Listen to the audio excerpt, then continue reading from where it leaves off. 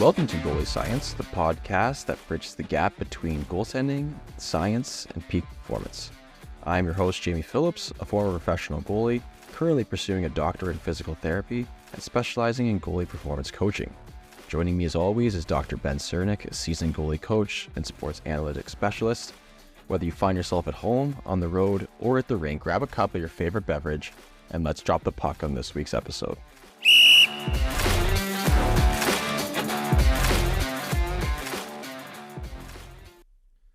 Hello, everyone. This week, it's just me. It's Ben here. No Jamie. Turns out it's pretty difficult to try and coordinate schedules sometimes, especially as we get towards playoff pushes in hockey, some of Jamie's own other work. And then I guess kind of tryout season, which is always right around the corner, right behind playoffs too, which makes me a little bit sad, but I understand that's how we do it in a lot of places, especially in North America, where we have those tryouts right after playoffs. So you got to be nice and stressed for playoffs, and then immediately maybe a little bit nice and stressed for tryouts as well.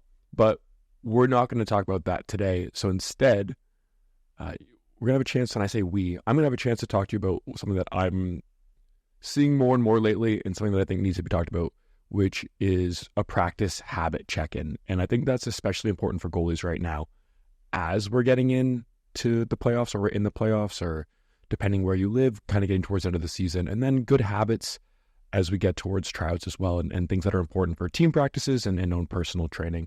And so this is something that's near and dear to my heart for those who have been listening for a long time, and for those who maybe don't know.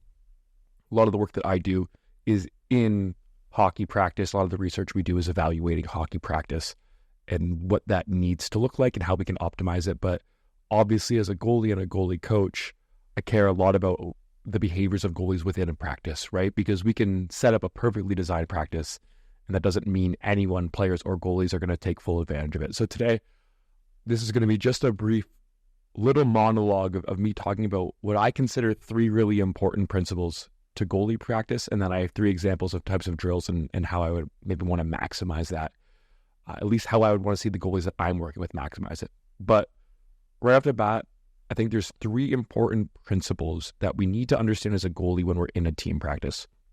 So the first thing that's really valuable is and I call this the first principle, which is understanding what's realistic, especially for giving up goals in a practice versus what we would see in a game, right? So we think about flow drills where you're going to see a ton of shots. Pucks are going to go in. Even if you're going 100% effort, playing everything as perfectly realistic as you can, just based on the sheer number of shots and sheer amount of volume, you're going to let in goals. So I think that's an important thing to understand. In whatever drill you're doing, understand what your performance should and what you would want it to look like in a perfect scenario. So I'll give an example.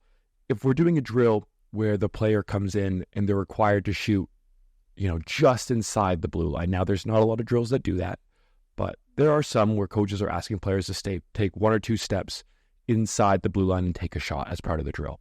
In that situation, as a goalie, you should want to try to be pretty close to perfect. And again, obviously, you want to always be perfect. You want to make every single save or on every single shot you face, but that's just not realistic. So that's what we're talking about, is this realistic approach. So in this drill idea, where the player is stepping right over the blue line, we, as a coach and as a goalie, we would expect and want you to be pretty close to perfect on those, because those are types of shots in a game that you can't let in a game. You can, and they will go in, and there'll be screens and there'll be other things. But a straight shot from distance, that's something as a goalie that we would take a lot of pride in being perfect or as close to perfect with. So in that situation, that's a drill where we're like, okay, I, as a goalie, am going to be proud of every save I make here. I'm going to watch every puck here. I'm going to make every save. Take it in a completely different way. We do a continuous 2-on-0 drill, right? This is the part where, as a goalie, you need to take a step back and not let yourself get frustrated when goals go in on a continuous 2-on-0 drill, or a continuous 3-on-0, or a continuous 3-on-1. Any of these higher danger drills that involve players having more time and more space and just more dangerous shots, we can't go into that drill making the expectation for us that we have to stop every puck. We want to stop every puck, and that is our goal. Our goal is to be perfect. But if one goes in, if two goes in, if three goes in a row even, we can't let ourselves get frustrated by that. And I say that now, but I know that when I was playing, and this is when I was playing at boarding school, and so this is almost 12, 13 years ago now. But I remember doing a drill with a goalie coach at a goalie session where it was essentially in zone 3-on-0.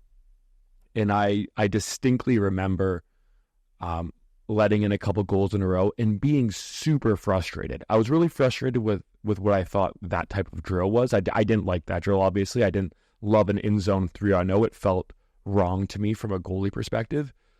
But there's value in that sort of thing. And I see that a lot more now, right? So for example, in that 3-on-0 drill, I could have taken an approach where I said, okay, I'm going to try to hold my feet for as long as possible. I'm going to try not to slide until I absolutely have to in this drill.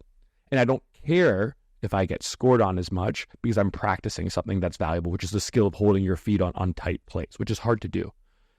But I didn't look at it that way. I didn't have it communicated to me that way. And so that's why I'm here now on this mini solo episode podcast to say that the first principle that you need as a goalie in a team practice is understanding what's realistic of you in that drill. Because if you're going to get frustrated at continuous 2-on-0, at continuous 3-on-1, whatever that drill looks like, you're in for a long hockey career, because these are things that will be used at different levels, at different ages. Drills like this will continue to exist in hockey. I don't really see them going away. They've existed for a long time, and I see them happen every week as a goalie coach. And so they're here to stay, at least for now. And so understanding what you can get out of that and understanding what is realistic is really important. That same thing extends to a drill that's essentially a bunch of breakaways, or even a game like 5-puck or 10-puck at the end of practice. As a goalie, if we're 60, 70, maybe probably a little bit above on percent on breakaways, that's a great result. So that means if you're playing 5-puck and you stop 15 breakaways, but you give up those 5 goals, you've still done a really great job. And so that frustration around those goals going in, we need to take that step back and look at it from a wider lens, a bigger perspective of how can you realistically make progress in a drill that's really hard for you as the goalie. And the first thing comes from, again, what is that expectation that you need to place on yourself during that drill? So that's the first principle that I want to talk about. Understand the realistic aspects of the drills you're dealing with. Understand what's realistic for saves that you're going to make in that drill, for goals that could go into that drill. Also understand how much energy you can kind of put into that drill, but we'll talk about that more later. But principle number 2, when we're in a team practice, it is a great opportunity to work on parts of your game that you are working on with your goalie coach, or that you've identified in your own game that you want to work on, maybe through video with yourself, or if you're working with a goalie coach, maybe something that you're working on with a goalie coach. And so what I mean by that is when we're training as goalies, if we are training in a goalie session, right, we're working with our goalie coach. Jamie and I have talked about this a lot. There's, it's not 5-on-5, it's not 5-on-4. It's typically the goalie coach, couple shooters maybe, and the goalie. So we have minimal team defense.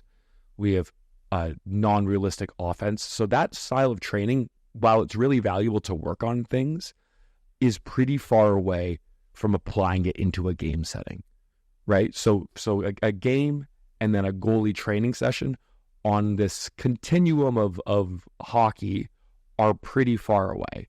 They're a lot more far away than a team practice is to a game. So that team practice is that middle ground between your goalie training session and your game.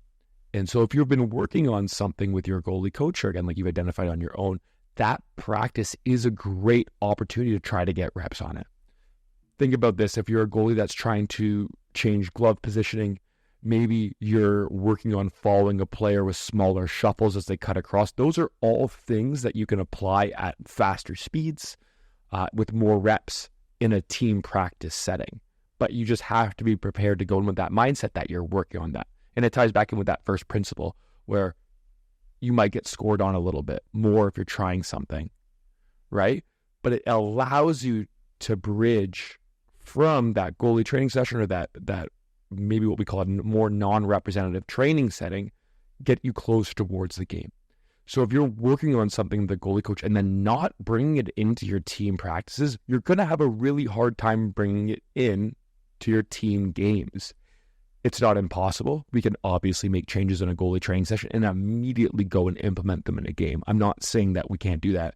I'm just saying that that team practice setting is a great place, a great opportunity for you as a goalie to take that mindset and that approach and put it into team practice. Again, a lot of drills, a lot of team practices, goalies are saying, well, this isn't for me, this isn't shots I get in the game. And I agree. I'm with you. I think there's a lot of drills that are not great for goalies, whether it's too much involvement for a goalie or not enough involvement. I think that happens all the time. That doesn't mean that you can't have some of your own accountability in your team practices where you can work on some stuff. And that's really important. So principle number 2 is take opportunity to bridge the gap between goalie training or identified video stuff all the way into a game. Be your own bridge and allow yourself to work on those things. In that same vein, that third principle, which kind of really just builds on, so maybe it's more of a 2A, 2B situation. But again, practice is a great time to try something new, something that, again, thing we've been working on, like I just said, or something that you might want to experiment with, right? Something maybe it's like, okay, I want to see today what happens if I play a little bit deeper. I want to see what happens today if I play really aggressive and what changes I have to make. Now, this approach might not be as helpful right now in playoffs where it's like, maybe we probably shouldn't be overly experimenting with new things. But again, in team practices, you have this opportunity where, again, if that goal goes in, a player might celebrate, coach might cheer, team might cheer a little bit sometimes.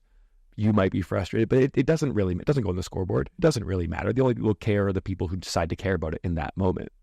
So you can have that free reign to experiment and try to get something out of it, right? Maybe you're a goalie who on rush plays typically has been really aggressive and has a controlled retreat or a controlled back end as that player approaches. Again, the classic example of a goalie who's really aggressive on rush plays is UC Saros. He backs in quite a bit, so he's very aggressive to start with. On the complete other side of it, we have people like Connor Hellebuck and Joseph Wall who are very deep on rush plays. They basically don't even really leave their blue ice on 2-on-1s.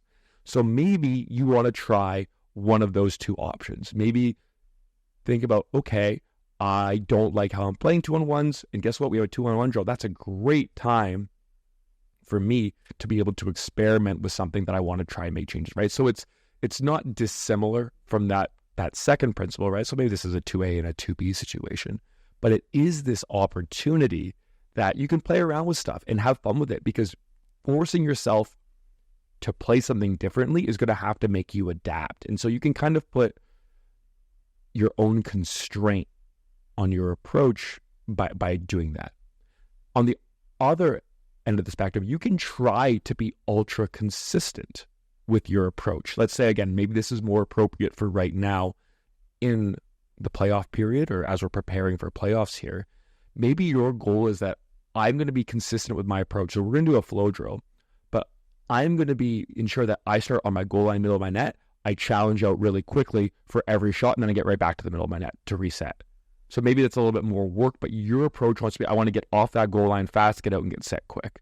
I'm going to be super consistent. Or I'm going to be extra dialed in today where I'm going to watch every puck off my body, off my pads into the corner.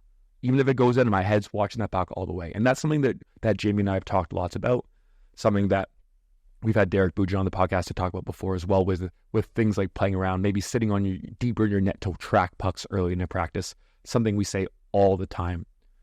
But it's important to understand in those settings that we're still providing that effort, right? If we're using that deeper tracking approach that we've talked lots about here in the podcast, where let's say, it's a repeated flow drill and you're getting a ton of shots, you're maybe getting 2-3 shots every 10 seconds that fast.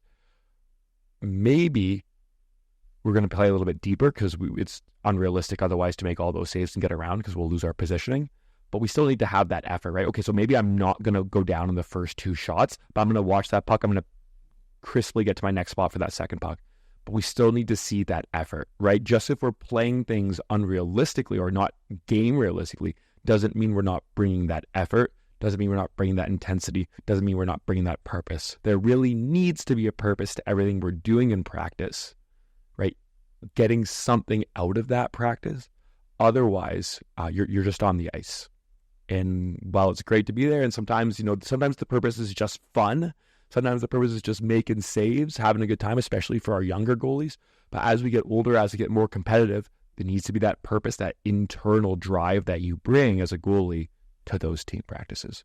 So those are the principles that I think are really important, that I found myself considering more and more important for goalies during practice. So again, understanding what is realistic for that drill. How do I maximize that in that drill? Making sure I take advantage of times to work on parts of my game that I'm working on in practice, and then be able to experiment, try something new, try something different, try something you normally wouldn't do, see how you like it. Because again, it's practice. That is the opportunity to practice something new, to experiment with something new. And so where I want to kind of finish off with this is, I said that I think about these principles as I approach different types of drills. So let's look at drill number 1, which I think is a classic warm-up or flow drill, where you have players at all 4 blue lines. They do some sort of pass, some sort of skate. Player comes in for a shot on one side, comes in, takes the shot. 5 seconds later, player from the other side. It's that continual warm-up drill.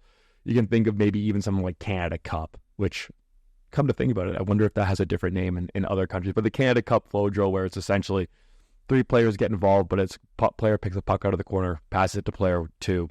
Player 2 curls, hits player 3 who curls, player 3 comes in, shoots, and they go continue the drill, and they restart it over and over again. So that flow drill. In that drill, right, it's not very realistic for a goalie, right? So it's not a real breakaway, but it's not a real defended shot. There's no defense. The player's only coming down to the same side of the ice all the time. There's a lot of parts to it that don't make it super realistic. So how do we get something out of it, right? The classic answer that I always say is, I always say, play a little bit deeper, track every puck, try to make every save, but don't worry about it if it goes in, right? That modification for us is we're going to get better at tracking by forcing ourselves to have to make further saves and identify the puck earlier, because we're not at the top of our crease taking away the net. So the net is bigger relative to our body. So we need to pick up more information from the player, their hands, their hips, their body positioning as they shoot that release, so that we can try and make that save, because we're not just blocking as much space, right? So that's an example of getting something out of it. But at the same time, right, that might be working on our tracking. So our principle 2 is we're working on something. We're going to work on our tracking, improve our tracking, right? And in the same vein, we need to understand that a drill like this, where players are coming in and they're probably shooting from below the top of the circles into the slot, that's a really good shot. A really good shot location. So that might mean that we're going to get scored in a little bit. And we're going to get scored in a little bit more, especially if we're playing deeper. That's okay, right? If we're playing deeper, we're working on that tracking. We're less concerned with the pucks not going in. We're more concerned with our approach to how we're trying to approach every shot, right? Let's say this is a practice before a game. You don't want to do that. You want to try and make every save today. You're going to have to go out top of that crease, play it realistically, maybe start in that goal line every time, get out and get that good challenge. Start where you want to start, be aggressive where you want to play, but understand that that puck might go in, 2 out of 10 times. And if that player comes in and dekes and goes for that breakaway, if you're trying to play that straight up, you need to be backing in with that player as they approach for that, right? That's something to consider with how you're approaching that drill as well. Make it what you want to make it, but understand your purpose and your goal from it and how you would modify it to match that goal. And that can be hard sometimes, which is why on flow drills, I tend to recommend more of treat that as a tracking warm-up, treat that as having really good eyes so that when we get into more realistic drills, you're ready to go. But I also see goalies who really want to get high-quality reps on flow drills right away. And so whatever approach that is, again, understand what's realistic and then understand how you can work on what part of the game, or whether it's being consistent or trying something new. When we get into drills that are a lot more game realistic, things like, again, if we're still in that flow drill vein, we're looking at rush plays, 2-on-1s, 3-on-1s, 3-on-2s, 1-on-1s, any of those rush plays that are scary in games, they're good opportunities. That's when you have your opportunity to be really consistent. But again, understanding what's realistic, right? If it's a 2-on-1, a repeated 2-on-1 drill, for example, they are going to score on that drill. pucks will go in. It's a 2-on-1. It's a good chance if the players are doing it properly, right? But there's parts in that you have to approach seriously, right? Those are the types of drills that personally I think goalies should be giving their 100% game realistic effort on, because those are the plays that are big in games, right? They're a high danger chance in a game, which means they, on average, just have a better chance of going in, right? Especially as goalies get older, we know you're going to make that distance save, right? You don't need to work on distance saves in practice nearly as much because you're going to make that.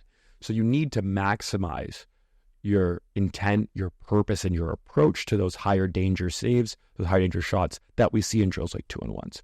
So those are the types of drills where, again, maybe we're going to work on our starting position. Maybe our approach is, okay, I'm going to start deeper today. I'm going to see what it's like to play 2-on-1s without a retreat, right? Start deeper in my net. Maybe my toes are just outside the crease and that's it. I'm not any more aggressive than that.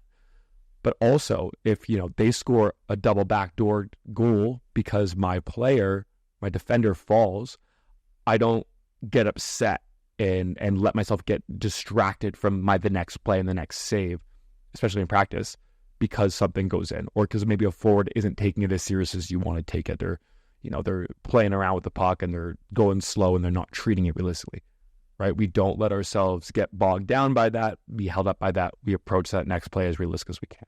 Because again, I think that's where we maximize our ability to improve, is practicing effortfully, purposefully, and with intent. And so one last thing to kind of wrap this up is, I see a lot of goalies who are at practice and their team is working on things like breakouts, penalty kills, power plays, a lot of breakouts, maybe even neutral zone play, where there's not a lot of work for the goalies. And I agree. So this is not in a perfect situation. It isn't. But that's okay. It's a part of team practice. So what your job is as a goalie is to engage and understand exactly what's going on so that you can explain it to your teammates if they ask you, so that you can explain it and understand where the issues can come from in your system, where plays can break down, where if the other team was doing this to you, let's say we're working on neutral zone, if the other team was doing neutral zone things, where would they be getting the seams in the attack through?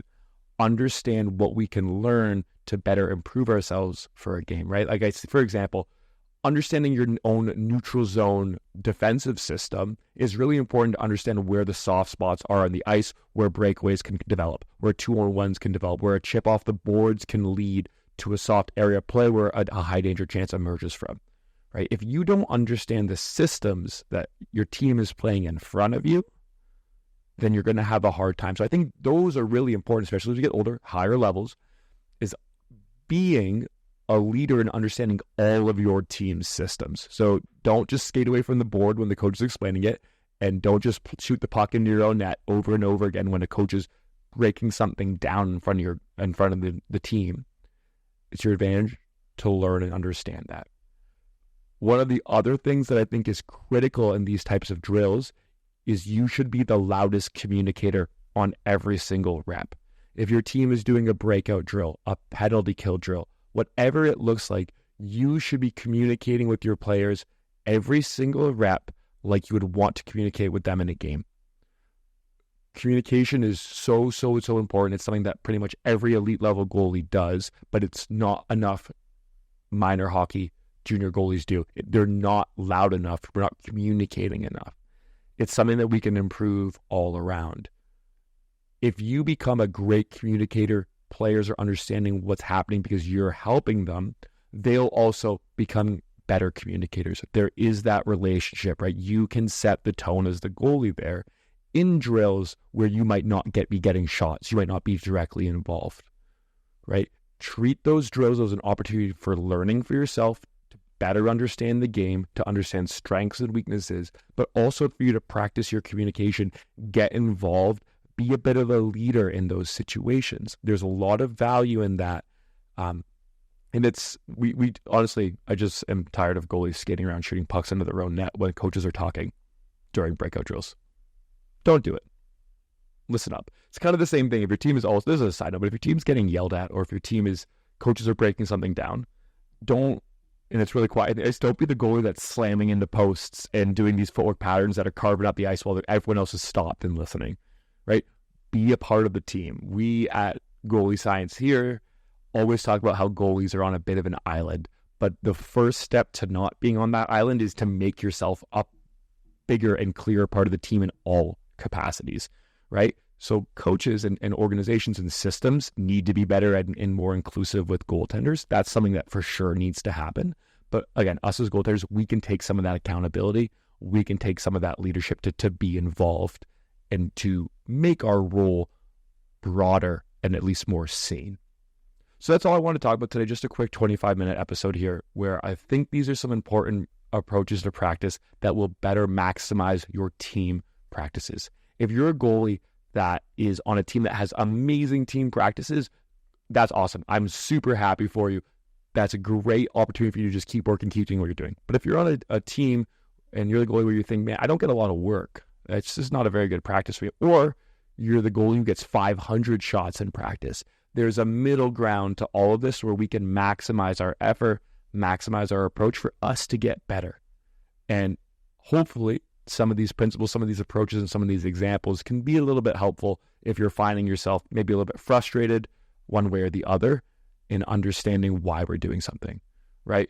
If you're at a team that does a lot of scrimmaging and it's just too much of that, again, we can't control those situations as goalies, just like we can't control the play in front of us in games. We can't control how many goals our team scores. We can't control if we decide our defender wants to take the person in front of the net or not. That's out of our control. We as goalies have to react to the environment and have to maximize each opportunity we get. And so hopefully this approach can be helpful for some people. As always, if people have questions, they can reach out to myself or Jamie. Typically on Instagram is the best way to find us. You can find our information down in the show notes. I would also be remiss to not give Jamie his weekly plug. So if you're interested in getting more goaltending content than just Jamie's YouTube, Jamie's Instagram, he does have a Patreon. You can go subscribe. I have no idea how much it costs because I don't make any money off it whatsoever. But he's posting content all the time from goalie training to game breakdowns, and there's a lot of valuable information over on his Patreon site. So it's Jamie Phillips on Patreon. You should definitely go check it out. If you're interested in talking about team practice and how to design practices that are more inclusive for goalies, if you're a coach listening to this all the way to the end, you can always reach out to me. I'm happy to discuss drills that better incorporate goaltenders because I promise you, drills that are better for goalies are drills that are better for the whole team. And hopefully we'll have some research on that in the future. But for now, everyone, thank you as always for listening. Next week, Jamie and I will be back together. This won't be a solo episode series anymore. And we'll get back to talking about all the important things that you love to hear about with goaltending. All right, everyone, take care.